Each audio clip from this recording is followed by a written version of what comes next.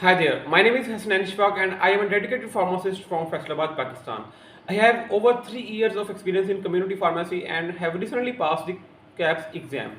I am also provisionally registered with AHPRA and I am currently seeking an internship position in regional area of Australia. I completed my Doctor of Pharmacy degree from Government College University, Faisalabad in 2021.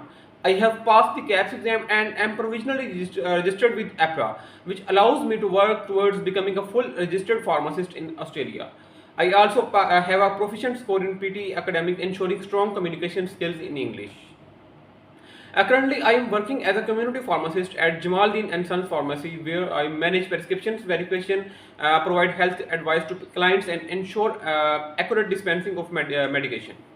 Previously, I worked at Martin of Marker, where I handled medical information and collaborated with healthcare professionals to support decision making in patient care. I have completed various certifications, including module on vitamin D supplementation, acne management, and aged care training. I am proficient in pharmacy software like Fred Dispense and have also undergone specialized training in handling electronic prescriptions, vaccines like influenza and typhoid, and working with Aboriginal communities.